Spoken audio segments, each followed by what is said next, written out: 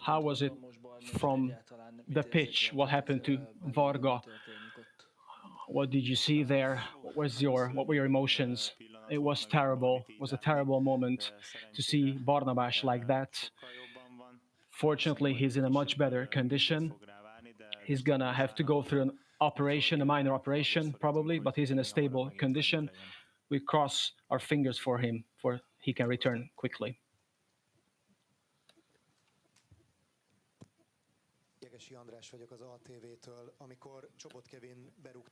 When Csobot scored the final goal, what was your first thought? Well, it's undescribable, especially scoring in the so late in the 100th minute. It's a fantastic feeling, but not only for me, but for the whole team and for the staff, the fans included.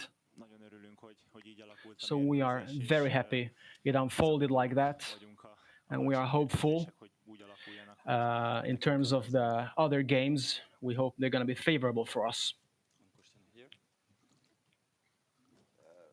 Roland, congratulations. After the situation with Varga Barnabas, it seemed like the Hungarian team lifted itself. Do you think it was connected in any way?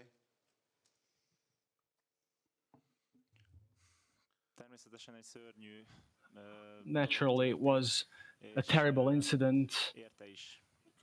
Of course, we were fighting for him in the remaining 15-20 minutes, and we would have liked to win for him, and we're very happy we could achieve that. And yes, this we dedicated to him.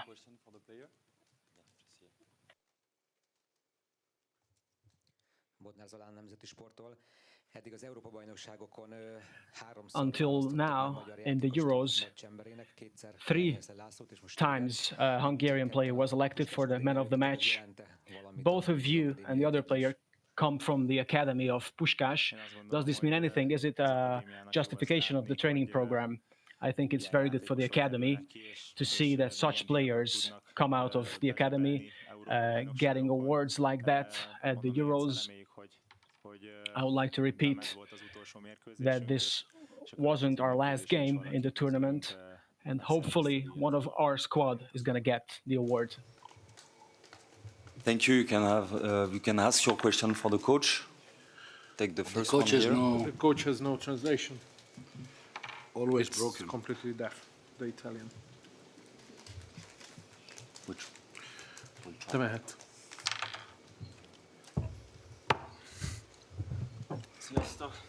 Rolly, it's not mine.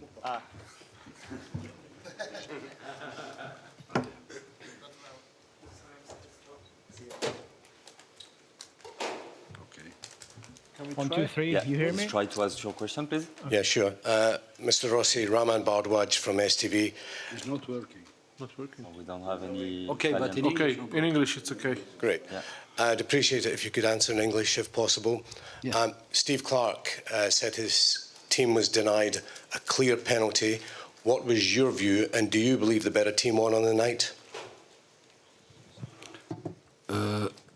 In the previous match, I say that there was a clear foul on Willy Orban done by Gundogan, and nobody talk about why I have to talk now about this episode.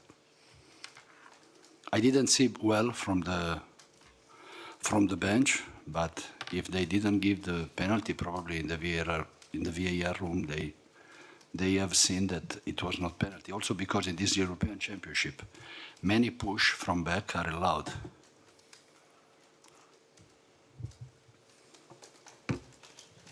Second question here. Sorry? I don't understand. Sorry, yeah. Do you believe your team was better on the night, better than Scotland?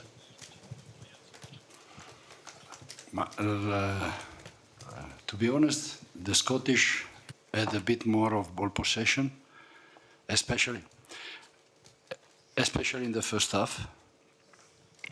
Then in the second half was a more an up and down match, starting from the minute, we can say 70. So it was almost 30 minutes in which there were situations from one side and to the other side. We can say that it was an equalized match in which probably, surely, we had more chance. They had more ball possession, but in overall, I don't think that we didn't deserve the result. So I think that it was deserved. Marco, hello, Ewan Murray from the Guardian. Just on the Varga situation, could you please tell us in your words what happened? We know he's stable, but what exactly happened at that incident when the cross came in? What happened to him? No, I don't know if he suffered a crash with the goalkeeper or with an opponent, because it was a confused situation. That's why also the VAR was checking if it could be penalty or not. What I heard by the players is that Barney in that moment looked like not cautious, so everybody was really worried about his conditions and also worried about the fact that the doctors arrived a bit on late, we can say, but of course, probably they didn't realize that it was a dangerous situation. But fortunately now, we can say that Barney is not under any kind of risks. Probably he will be operated in the following hours because he suffered a fracture here, but he's healthy. So the most important thing is that he's healthy. Of course, and for sure, if we will go through the competition, he will not be anymore part of the team. Can I ask in Italian? Yeah. Yes. Salve, mister. Qui. Antonio Moschella, Foscor Italia. Good evening. Penso, sì. Can I answer in Italian? Yeah. Lei ha avuto una carriera molto lunga. You had a very long career. Do you think the last half an hour of this match, from an emotional perspective, both with the Varga situation, both with the result, was that the most passionate half an hour of your career? Penso che se penso un po' indietro.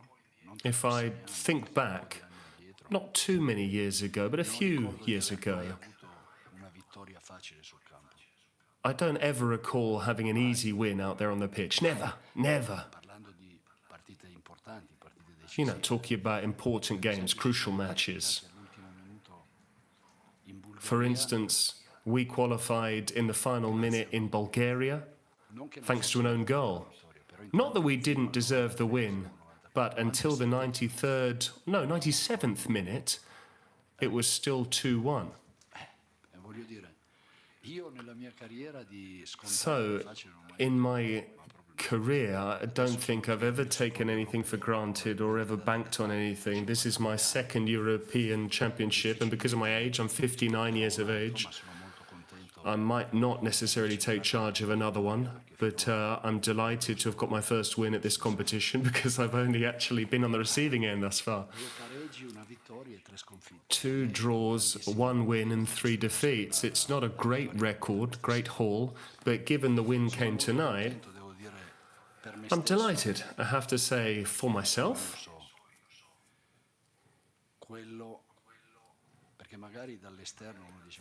Because from the outsides, people might say he's not head coach, you know, the head coach of England or France or Italy. There's huge pressure, but there's the Hungarian head coach position is equally pressurized. I have to undergo huge pressure day to day, and I could do without certain things as well as part of my job, if I'm perfectly honest. But I'm delighted for myself, for the lads, for my staff. And I'm very happy for those thousands of fans, many of whom have actually travelled back and forth from Hungary 3 times in a row now over the last week or so. So I think this win, which we were able to snatch at the death, deserves to be dedicated to those fans and not the keyboard warriors. Gergely József, Magyar Távirati Iroda. Én Szoboszlai állapotára szeretnék rákérdezni.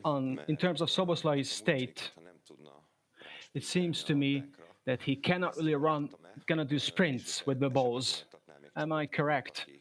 And could you comment on Chobot's performance, who decided the game?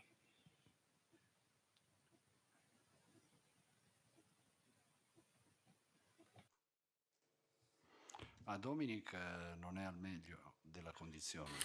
Dominic's not 100% fit in the sense that he's got a number of muscle niggles.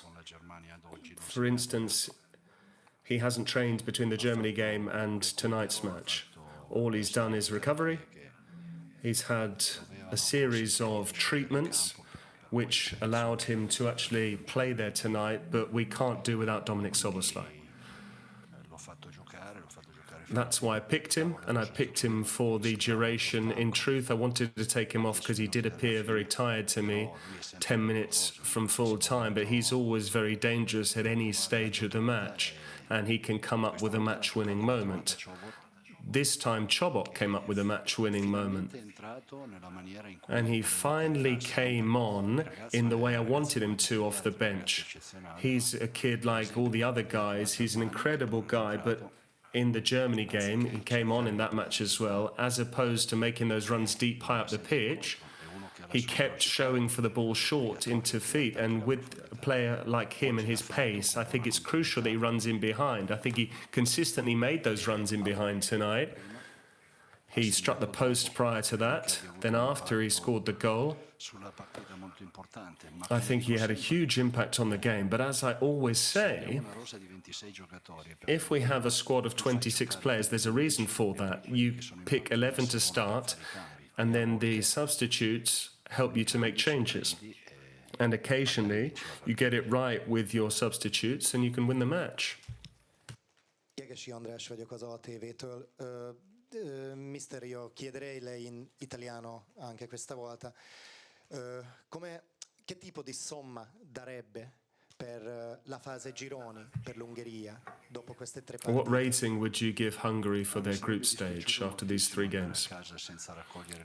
I would have been hugely disappointed to have gone home without getting anything from the European Championship. We can now go home regardless, but we have got 3 points, which compared with our previous European Championship, it means 1 point more than our previous tally.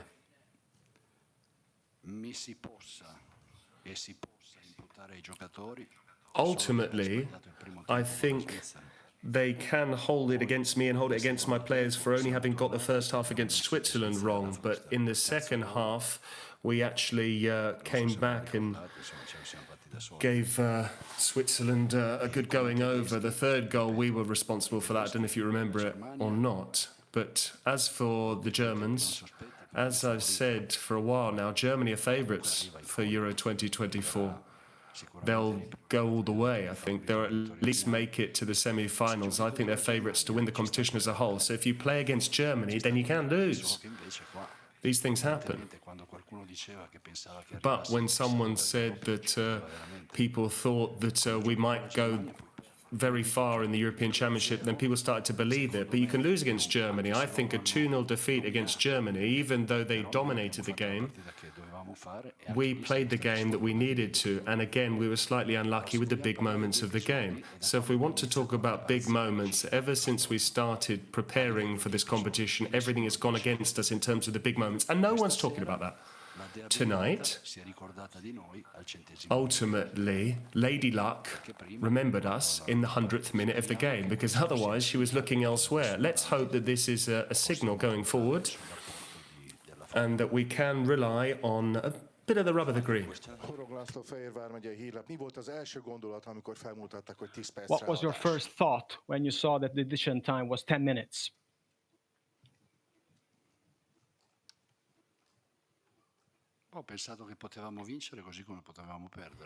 I thought that we could win the game just as we could lose the game. That's how the match panned out tonight.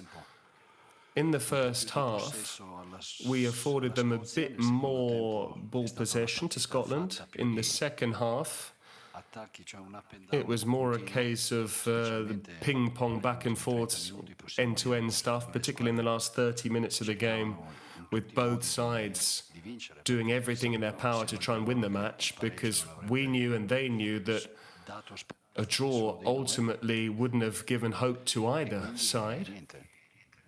And so that's it. All things considered, we can say that Scotland produced a very brave performance. We expected that. We knew physically it was going to be a very tiring match, and that's the way it panned out. It was full of transitions, second balls, constant runs in behind, because when the game became less tactical, that's how it started to develop. They could have scored, we could have scored, but if you actually look at the number of opportunities, I think we had several more opportunities than they did.